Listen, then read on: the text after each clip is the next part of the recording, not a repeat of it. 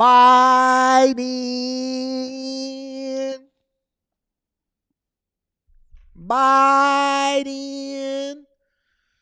Shout out to Keisha from the DMV meetup time. Really does translate well in person.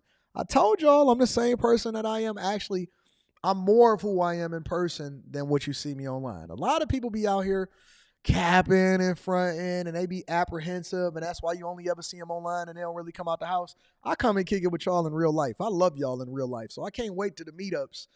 Yeah, we got meetups coming this year. I'm going to announce those very, very, very, very, very, very soon. All right. Biden.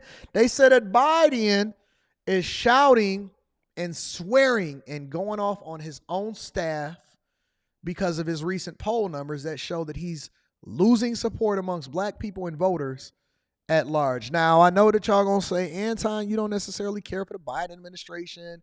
And shout out to you. I'm going to read that super chat shortly. And you always biased because you're more conservative. Well, I didn't actually get this story from Fox or any conservative outlet.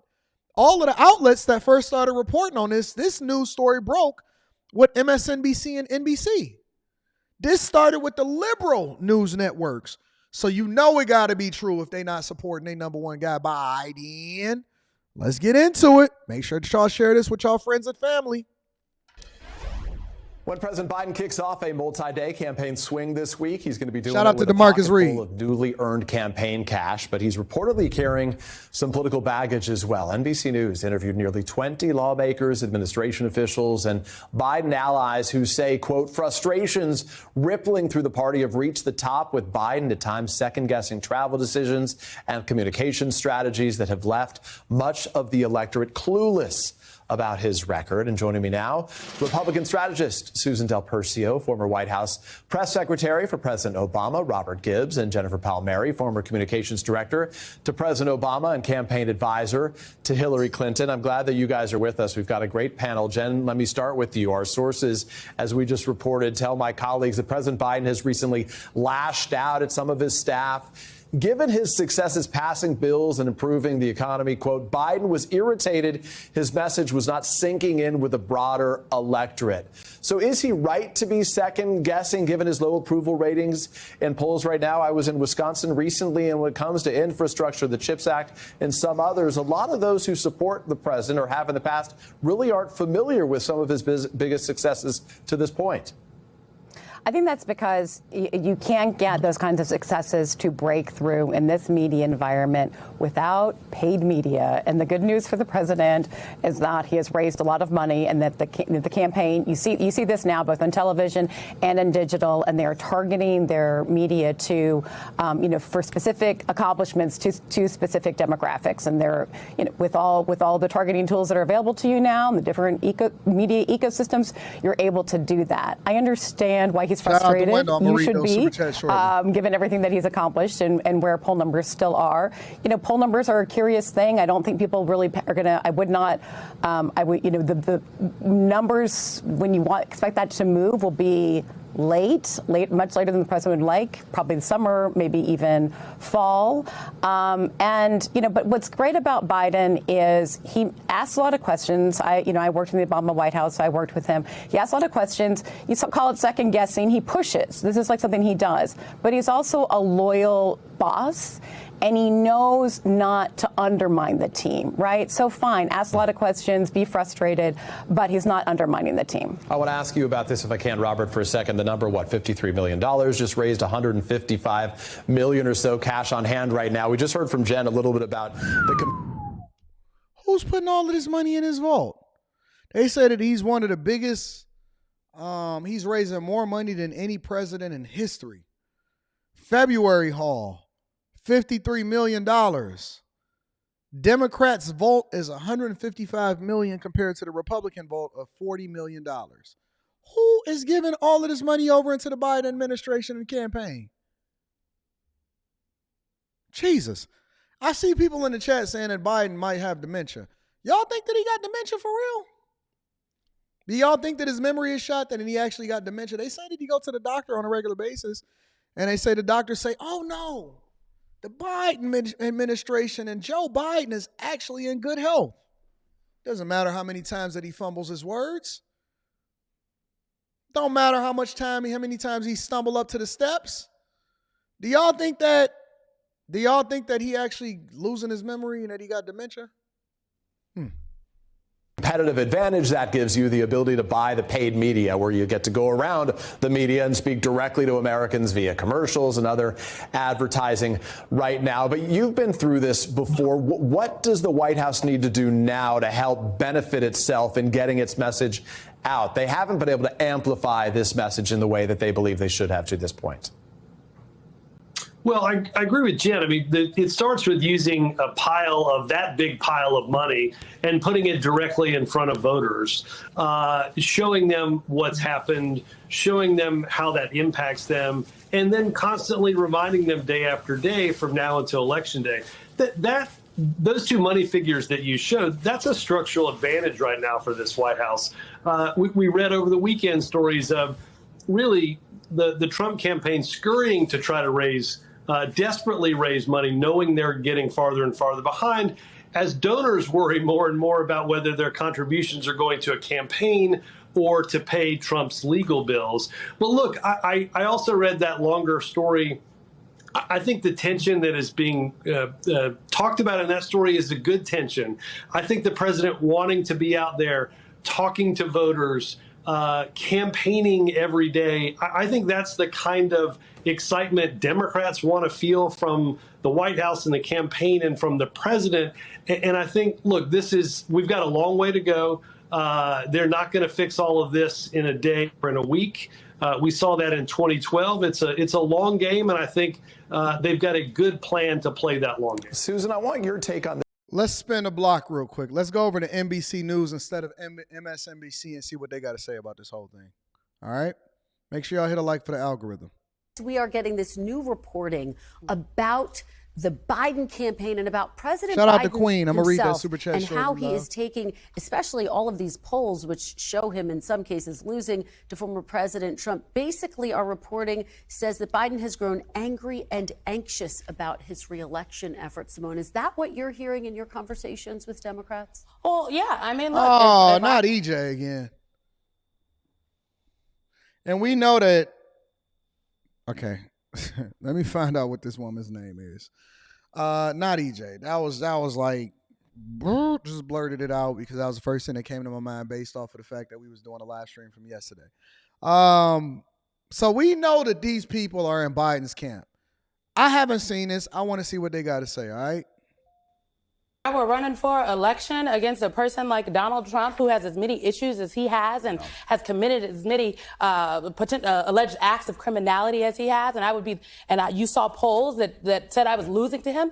Even I would be like, well, what is going on here in America? And so I have heard the frustration from Democrats, but also that they do believe there is time and opportunity to get their message out now that it is a one-on-one Trump and Biden, make that contrast so that folks understand their choice come November. He's got to drive the message, though. I mean, Biden's got to make the case every day against Trump, almost as though he's more of the challenger than the incumbent, right? He's got to sort of do that, prosecute the case against Trump. How do you do that from the Oval Office? That's his challenge.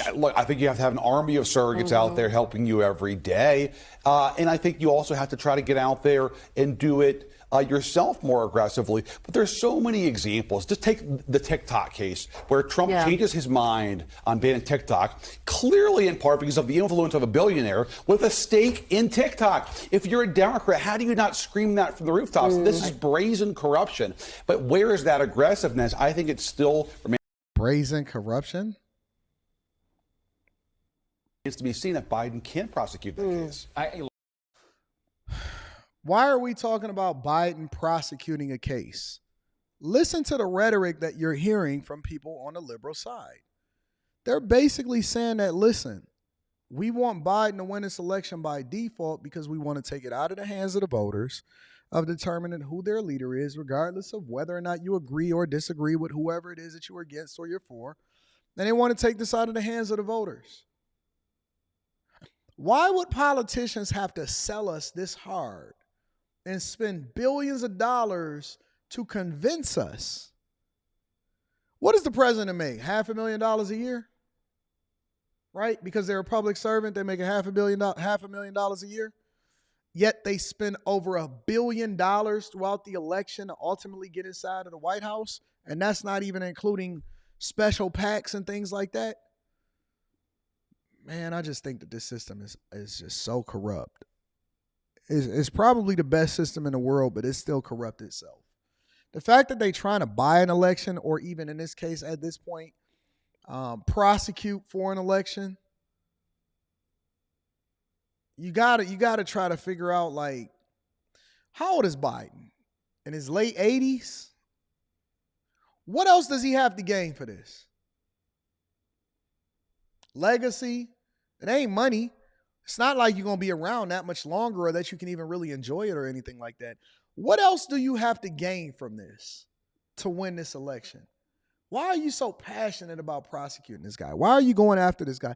Why are you swearing at your campaign staff and getting angry at these people for your poll numbers, and you not really resonating with the people because you're not connected enough to understand that the thing that's really meaningful to the people? Look, it's two things that's meaningful to people. Two things that's meaningful to people as far as voters. A, is always going to be their ability to survive. That's their ability to provide for themselves, shelter, food, car note, right? And people don't even ask for a lot, right? Nobody is really asking to get rich. But what they're asking for is the basic necessities or the opportunity to be able to provide for themselves. So I think that most Americans, even though I think that it's a lot of people that's lazy, I think that most Americans just want opportunity. They want the opportunity to, if they work hard, that they're able to achieve the American dream, and that it doesn't go to waste because they're being overtaxed, or they're, having to deal with social services, or the cost of living is not extraordinary, or it doesn't absolutely drain everything that you take home. I think that most people just want the opportunity to be able to win if they choose to.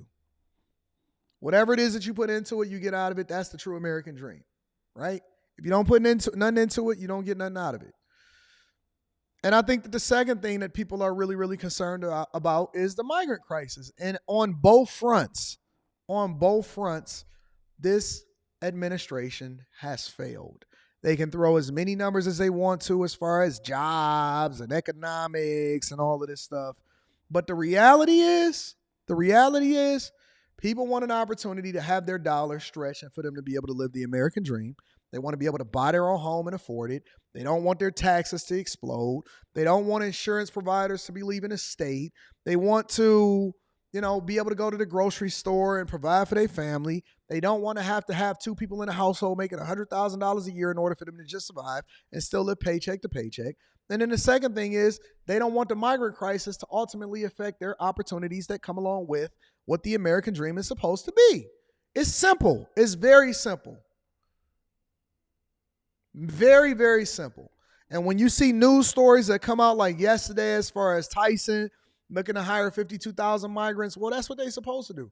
Large corporations are supposed to cut costs, improve efficiency, and however the way they do that, they have no obligation to anybody except for the shareholders in order to make as much profit as possible. And so if they see an opportunity, they're going to take advantage of it. It's as simple as that. People want to accomplish the American dream. They don't want all of their money to go over to the federal government and then go to social services. And then they don't want people to come in and take over and replace them in their own neighborhoods and their cities. And for there to be an extraordinary amount of crime and defunding the police and then making it less safe for your daughter to go to school. That's it. People are not asking for a whole lot. Do you know what disappeared? People completely removed the reparations conversation out of the equation. Nobody talks about reparations anymore. A year ago, 2 years ago, that was all of the talk. Reparations. Black people deserve it. People ain't even talk about they don't even want no handouts no more. They just like, yo, fam, let me go to work, make my money, not be overtaxed, and then be able to get to the bag and buy some groceries. They don't even care about nothing except for being able to survive. Listen, I don't want to live van life. I don't want to live in a micro home. I ain't trying to be evicted. I ain't trying to be homeless. Just give me the basic necessities. Let my daughter to be able to go to school. I don't want to get robbed. Give us some police officers to make sure that we safe. And let's keep it moving. And make sure that the migrants don't come in here and kick my butt. That's all they're asking for. They're not asking for nothing crazy. just the basics, you can forget reparations. They still throwing monies just to do the studies. Knowing they had a deficit and they ain't giving you nothing. But you still gonna continue to do it